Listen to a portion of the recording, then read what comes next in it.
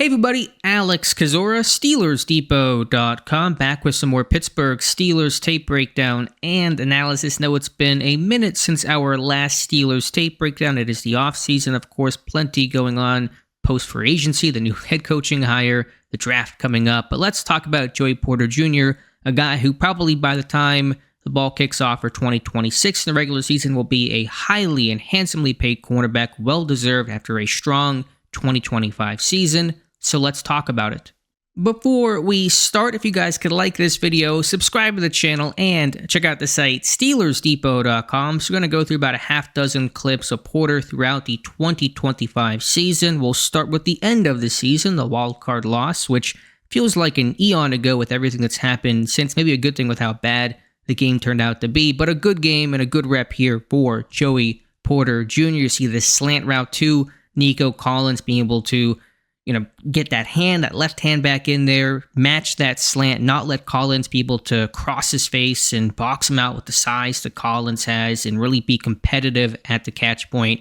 Good transition, good close, and then finishing the play using that unique length that Porter has with those really long arms. You see it well on the end zone view here as Stroud trying to throw the slant and Porter right in that hip pocket, trailing, but able to recover. Obviously, Collins getting the inside leverage initially, and then getting that left hand in there, knocking that ball out, really just challenging that catch point where a lot of corners could not, and just do not have the length and the size to be able to get that hand in there and make that play on the football. So a good rep here from Porter overall. Tough when that receiver runs that slant. You have that outside leverage initially to get back and then challenge that play. It nearly picked off and then almost nearly caught, but a good rep here from Porter. Let's look at midseason, the rematch against Cincinnati. Porter to the bottom, working on Jamar Chase. Good jam, good disruption here within that 5-yard allowable window, and then finishing the play again. Porter using that size, that length against a premier receiver. Throw a little bit low, but Porter squeezing that window even more and making sure that pass from Flacco is incomplete. So we see Porter get hands-on, be aggressive here. Chase really never in timing and rhythm of his route, even pushing him into echo some, really to kind of throw this off. Flacco over the middle, trying to fit that ball in. And again, inside hand, we saw left hand last time, right hand this time on the in-breaking route over the middle, squeeze that window, and Chase unable to make the play. So a good combination of tools of Porter's size and physicality at the line of scrimmage, and then using that length to challenge those windows, those tight window throws, make them even tighter, and using his length to knock this ball away. So a good rep here against a great receiver in Jamar Chase. Oftentimes, though, great cornerback play is shown in the passes that aren't thrown your way. And we see Jamar Chase on this sort of out and up to the flat, and then extending and stemming vertically, and Porter matching that. Doesn't overplay it, doesn't get over aggressive. I'm not sure if we have down and distance for this rep. Let's see if we do or not. Okay, it's 1st and 10, so it's not 3rd and short where we have to play the sticks or assume the ball's going to go there. I'm sure tape study showed some of this, these concepts, this kind of not double move, but that flat converted vertically. Porter matching that, using his size to get hands on, just stay connected to the receiver without playing too aggressive, without playing, where he's going to draw a flag. You're just getting hands on, turning, flipping his hips. Then even if that ball gets thrown along the sideline, Porter's going to be able to transition, close with that length that he has, we talk about, to probably make a good play and challenge that ball along the sideline. So a moment where a lot of guys might get beat. Jamar Chase, they use him in motion a ton. Maybe something quick here in the flat on 1st and 10. Porter not biting, flipping those hips, using that size to his advantage. Ball goes out of bounds. Really like this rep from Porter on T. Higgins, top of the screen. It's a big guy. We know in 24, there was that terrible 6-penalty game. A lot of that came against T. Higgins.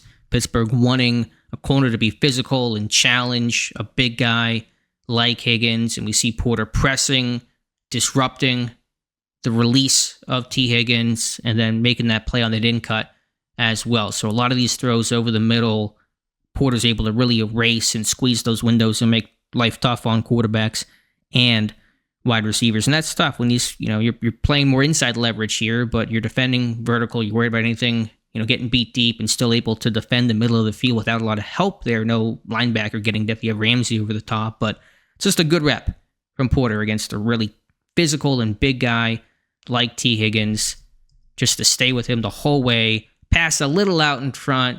You could argue maybe a better throw gives Higgins a chance, but Porter's all over that the whole way, and just make life tough, squeeze those windows, demand a perfect throw from the quarterback, and if he doesn't make it, then you're probably going to win the rep, and the pass will be incomplete, and that happens here, especially when you're facing a lesser quarterback in Joe Flacco as opposed to Joe Burrow, even though Flacco torched Pittsburgh in that first meeting. But just a good rep here on the inbreaker, and just one last look at it, just watching the jam here, not getting too grabby, knowing when to let him go, still staying connected, kind of putting hands on, just a really fluid turn as Higgins makes his break and the pass incomplete. This is 3rd and 1 against Green Bay, and we're seeing similar here against Romeo Doubs, the inbreaker, Porter challenging, taking away the window and breaking up the pass. So it's a great rep here by Porter against a really talented receiver one in Doubs who got paid by the Patriots. And the length is one thing. We talked about that. You guys get the idea. But just the fluidity to match this route too. There's no stiffness. He's able to really stay stride for stride running that route right alongside the receiver. A lot of these guys will get either they're not physical enough, strong enough. They'll kind of get pushed off at the top. You see the right outside arm of Doubs trying to push off subtly. Usually does not get called. The receivers like to do it. Or guys just don't have the fluidity, the change of direction to be able to match and sink their hips and make that adjustment mid-route. And you see Porter be able to do both. You see Doubs here trying to kind of put that arm out, doesn't knock Porter off, and he's able to stay with him. And that's just really well done. You really can't do a better job than Porter did on this rep against Romeo Doubs. Passing complete, Pittsburgh, a big 3rd down stop. Seeing Porter get hands-on, a lot of tight and press man coverage. Let's look at Porter off coverage, top of the screen here against this whip route by Josh Downs, closing, using that length again, and just disrupting this play the whole way through. Porter, a nice breakup. This was on 2nd and 11. This forces now 3rd and long, exactly where a defense wants to be, even a Pittsburgh's 3rd down defense. Not the best in 2025, but off coverage here, reading the route, little whip route, against a small, quick twitch receiver like Downs, closing that space, getting that hand out there, really making that a tough play, and Downs never really has a chance to make a real attempt here on the football. So great job here by Joey Porter Jr. So we've seen Porter defend a lot of the short stuff, in-breaking stuff. What about some of these vertical routes where a lot of money gets made? And we see him against Alec Pierce, a top-end vertical receiver, led the NFL in yards per reception, 2 years running, re-signed on a huge contract with the Colts, reason why Pittman is now a Steeler, and we see Porter just ride Pierce the whole way. The throw is uncompetitive, but even that throw is perfect. Porter's right there the whole way. So Pierce had a couple of good reps in this game, but this is an ace one by Porter to run with a guy like Pierce. Now, this is not a pure 9 route, and that's Pierce's bread and butter, is just going vertical, but you're still seeing a big receiver, athletic, downfield threat, Porter running with him the entire way. And again, even if this ball had been anywhere in the vicinity of Alec Pierce, Porter is going to be able to make that play. Take a quick look at the rush here. Pittsburgh bringing extra pressure, a little stunt. You get Hayward just being big, strong Cam Hayward, man. Cam Hayward, that strength is just insane. I want to just admire that for a moment. We're seeing him standing up here. Don't even end up running that twist here, getting on the right guard, and just, hello, Daniel Jones, and pass incomplete. But Porter, good rep. Hayward, good rep. It was a great game for Pittsburgh's defense.